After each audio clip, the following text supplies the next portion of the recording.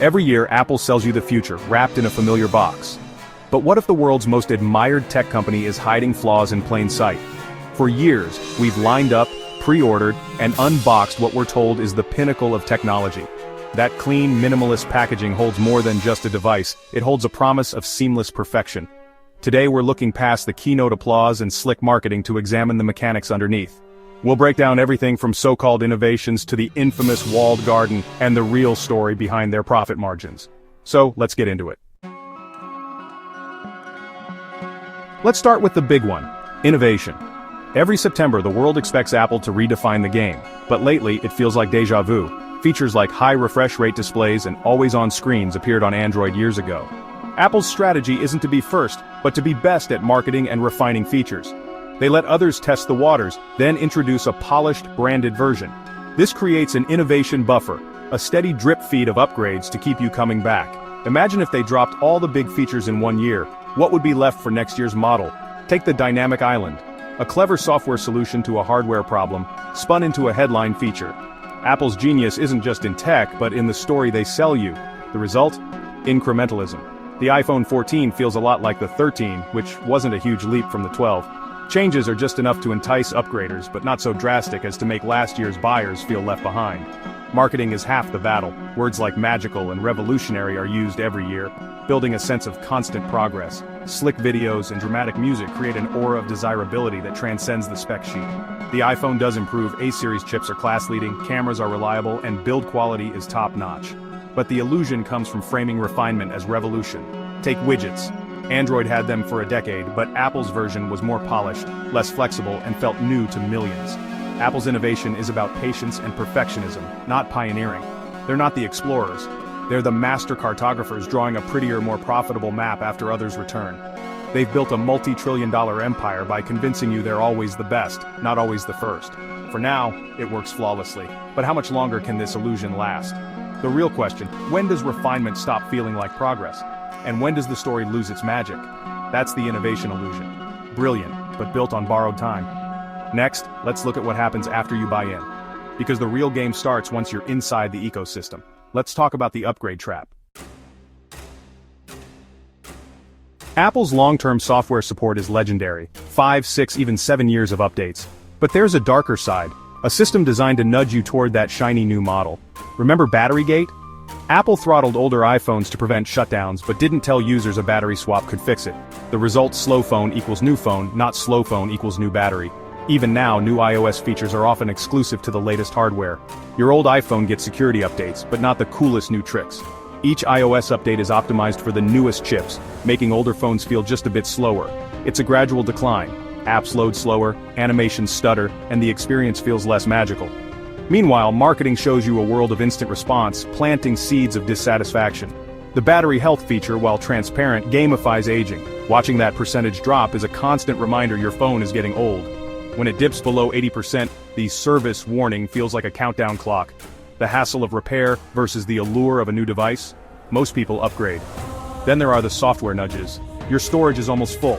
Upgrade iCloud. Try Apple Music. Each is a thread, pulling you deeper into the ecosystem and reminding you what you're missing. It's a masterstroke of user retention and revenue generation. Apple keeps your phone functional long enough to maintain trust, but just inconvenient enough that upgrading is the path of least resistance. It's not a conspiracy, just smart, and maybe a little cynical, business. The upgrade trap is real, and it's engineered to keep you coming back. But what happens once you're fully inside the Apple world? That's where the ecosystem takes over. Let's explore the walled garden. Because once you're in, getting out isn't so easy. And that's exactly how Apple wants it. Next up, closed ecosystem, open profits. Stay tuned. You've bought the iPhone, but that's just the beginning. Welcome to the Apple ecosystem, a seamless, beautifully curated kingdom. AirPods connect instantly, photos sync across devices, messages appear everywhere. It's magical but costly.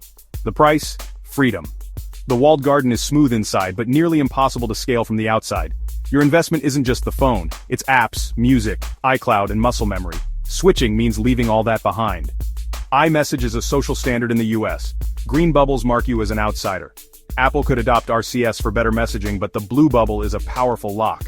Every Apple service works best on Apple hardware, making you more entrenched with every purchase. The App Store is the only gateway for software. Safer, yes, but also a monopoly. Apple takes up to 30% of every digital sale, a toll booth extracting profit from the entire digital economy. That's why you can't buy Kindle books in the Amazon app or subscribe to Netflix in-app. Those companies don't want to pay the Apple tax. The ecosystem offers simplicity and security for users. But for Apple, it's a fortress. It locks you in and turns services into a profit machine. The more Apple products you own, the harder it is to leave. It's a strategy that's wildly successful, but raises questions about competition and control. When you buy an iPhone, you're buying citizenship in a digital nation, with great services but closed borders.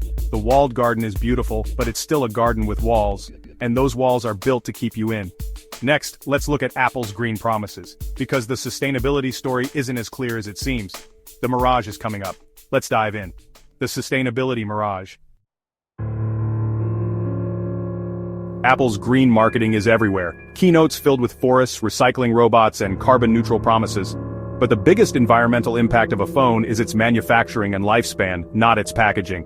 Apple's business model relies on regular upgrades, not long-term use. Repairability. For years, Apple made it hard and expensive. Proprietary screws, glued batteries, serialized parts. Even with the self-service repair program, repairs are complex and costly, keeping the barrier high. A cracked screen shouldn't mean a new phone, but official repairs are pricey, nudging users to upgrade instead. This design philosophy fuels e-waste by making replacement more attractive than repair.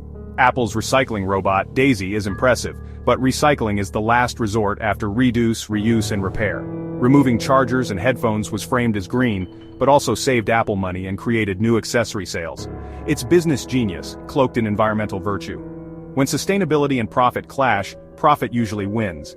Apple's use of recycled materials is commendable, but the real story is a business model built on consumption and disposability. The sustainability narrative is a carefully constructed mirage, shimmering with promise but hiding a harsher reality. The most sustainable phone is the one you keep using, not the one you upgrade every 2 years. Apple's green image is real, but incomplete. Next, let's talk about the price game, because the iPhone's cost is about more than just hardware. It's about the value of the story you're buying. The iPhone is a premium product with a premium price tag, but the price isn't just about components or R&D, it's about brand perception. Teardowns show the parts cost a fraction of the retail price. Even with R&D and marketing, Apple's profit margins are the envy of the industry. You're not just buying hardware, you're buying status, simplicity, and the Apple ecosystem. Apple's pricing tiers, Standard, Plus, Pro, Pro Max, are designed to upsell you. The Pro model always has that one killer feature, making the Standard feel like a compromise. Anchoring the top-end price high makes the Pro seem reasonable by comparison. The removal of chargers and headphones normalized paying extra for accessories, raising the total cost of ownership. Storage upgrades are almost pure profit. Base models fill up fast, pushing you to pay more or subscribe to iCloud. Global pricing varies, maximizing revenue in every market. The iPhone is a luxury good, priced as such worldwide. Ultimately, the price is a statement, a declaration of value. Apple has convinced the world its products are worth the premium. The price isn't just a number, it's the final piece of the iPhone's carefully crafted image. But what happens when the story starts to crack? Let's talk about the long-term risk, because no empire lasts forever. Apple's strategy has been brilliant. Incremental innovation, the upgrade trap, the walled garden, green marketing, and premium pricing. But cracks are appearing. Gen Z values openness, customization, and freedom. Closed ecosystems may become alienating. The right to repair movement and antitrust regulators are forcing Apple to change. If Apple must allow third-party app stores or easier repairs, they lose control and profit. The very things that made them successful are now vulnerabilities. Loyalty is a double-edged sword. If the perception of best fades, loyalty can turn to resentment. Excitement for new iPhones is more muted. Competitors are innovating faster. Apple's strength was dictating market terms, but that only works if people follow. If enough users value openness over curation, the paradigm could shift. Apple faces a crossroads: double down on the walled garden, or evolve toward openness and sustainability. The risk isn't collapse, but slow erosion of cultural and technological leadership. The iPhone could become just one option among many, well-made, but restrictive. The machine still runs, but you can hear a faint rattle. The future depends on how Apple responds to these pressures, and on the choices we make as consumers, which brings us to the final question. The choice is in your hand.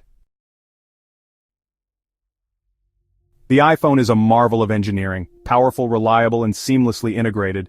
But it's also the product of a strategy that prioritizes profit and control over user freedom and true innovation.